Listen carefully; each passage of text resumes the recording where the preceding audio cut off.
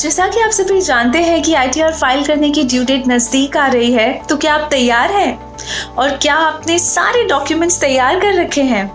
अगर आपको ITR file करने के लिए कौन से डॉक्यूमेंट्स तैयार रखने हैं उसके बारे में किसी भी तरह का डाउट है तो बिल्कुल चिंता मत करें।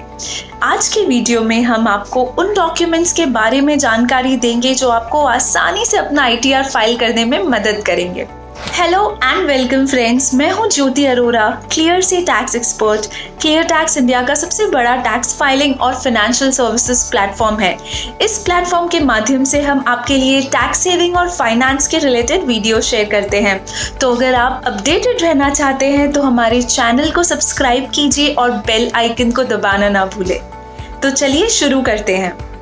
आईटीआर फाइल करने के लिए पैन और आधार सबसे ज़रूरी डॉक्यूमेंट्स हैं, लेकिन इसके अलावा दूसरे डॉक्यूमेंट्स भी हैं जो आईटीआर फाइल करने के लिए ज़रूरी हैं। आइए जानते हैं इन अन्य डॉक्यूमेंट्स के बारे में।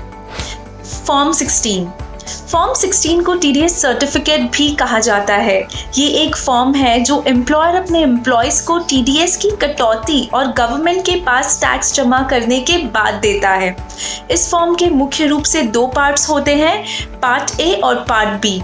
पार्ट ए में टीडीएस की डिटेल्स होती है और पार्ट बी में आपकी सैलरी, अलाउंसेस और डिडक्शंस का ब्रेकअप होता है। भुगतान पर्ची यानी कि pay slips. Salaried tax payers के लिए सैलरी स्लिप तैयार रखना बहुत ज़रूरी है। आपकी सैलरी स्लिप में आपकी salary income, house rent allowance, TNS allowance, statutory deductions आदि की बेसिक डिटेल्स होती है। ये details income tax return file करने में मददगार रहती है।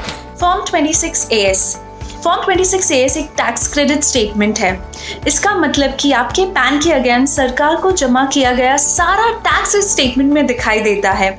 इस स्टेटमेंट में टीडीएस के अलावा हाई वैल्यू ट्रांजैक्शन की डिटेल्स भी होती है, जैसे कि 10 लाख से ज़्यादा के शेयर्स की सेल्स और 10 लाख रुपयों से ज़्यादा क्रेडिट कार्ड का खर्च आदि इस फॉर्म में दिखाई देंगे। ये जानकारी इनकम टैक्स को विभिन्न संस्थाओं द्वारा AIR यानी कि एनुअल इन्फॉर्मेशन रिपोर्ट के माध्यम से दी जाती है। फॉर्म 16A, B और C। फॉर्म 16A में फिक्स डिपॉजिट के ब्याज पर टीडीएस, किराए की इनकम पर टीडीएस, इंश्योरेंस कमीशन पर टीडीएस या किसी अन्य इनकम पर टीडीएस की जानकारी होती है। फॉर्म 16B में अगर एक फाइनेंशियल ईयर में प्रॉपर्टी की खरीदी की गई है तो उस पर टीडीएस की डिटेल्स होती है। और फॉर्म 16C में आपके प्लांट और मशीनरी की किराए की इनकम पर जो टीडीएस डिडक्ट होता है उसकी डिटेल्स होती है।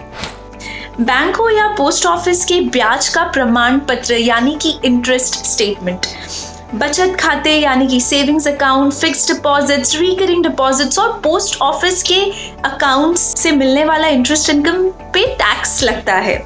यहाँ तक कि अगर आपके बैंक ने टीडीएस नहीं काटा है क्योंकि आपकी इनकम टीडीएस लिमिट के अंदर है, तो आपको अपने बैंक से टोटल इंटरेस्ट इनकम जानने के लिए इंटरेस्ट स्टेटमेंट मांगना चाहिए। अगर आपको इंटरेस्ट स्टेटमेंट नहीं मिल सकता है तो ध्यान रहे कि आप अपनी पासबुक को इंटरेस्ट इनकम की डिटेल से अपडेट करवा कर रखें। मुझे उम्मीद है कि आपको इस बात का अंदाज़ा हो गया होगा कि आपको अपनी आईटीआर फाइलिंग के लिए किन डॉक्यूमेंट्स को तैयार रखने की ज़रूरत है। यदि हाँ तो प्लीज़ नीचे कमेंट बॉक्स में येस टाइप कीजिए और अगर कुछ डाउट हो तो प्लीज़ हमें पूछिए। घर की प्रॉपर्टी की डिटेल्स। अगर आप किराए की प्रॉपर्टी में रहते हैं तो आपको HRA डिडक्शन के लिए किराए की रसीदें और अपने घर के मालिक यानी कि ओनर के पैन की डिटेल्स की ज़रूरत होगी। और अगर खुद की प्रॉपर्टी में रह रहे हैं तो प्रॉपर्टी की डिटेल्स जैसे कि ओनरशिप परसेंटेज वगैरह तैयार होना चाहिए। अगर आपने प्रॉपर्टी की परचेज या कंस्ट्रक्शन के लिए लोन लिया है तो अपने बैंक या लोन प्रदाता से लोन रीपेमेंट स्टेटमेंट लेना ना भूलें। ये स्टेटमेंट सेक्शन 24 के ब्याज पर डिडक्शन और सेक्शन 80C के तहत प्रिंसिपल रीपेमेंट के डिडक्शन के लिए ज़रूरी है। Capital gains details. अगर आप कोई प्रॉपर्टी बेचते हैं और उससे प्रॉफिट कमाते हैं तो आपको उस इनकम पर टैक्स का भुगतान करना होगा। यदि आपने पिछले वर्ष के दौरान कोई प्रॉपर्टी सेल की है तो सेल डीड और परचेज डीड आपके पास रेडी होनी ज़रूरी है। और अगर आपने पिछले वर्ष के दौरान शेयर्स या म्यूचुअल फंड्स आदि में निवेश किया है और किसी को बेचा है तो आपको अपने ब्रोकिंग हाउस से कैपिटल गेन स्टेटमेंट लेना होगा। इसमें सभी शॉर्ट टर्म कैपिटल गेन और लॉन्ग टर्म कैपिटल गेन की डिटेल्स होती है जो ITR फाइलिंग के लिए ज़रूरी है। Business income, profit and loss और बैलेंस शीट शेड्यूल्स के साथ आपकी बिजनेस इनकम जिसे आप ITR में रिपोर्ट करने वाले हैं वो प्रॉफिट एंड लॉस और बैलेंस शीट के आधार पर निर्धारित किया जाएगा।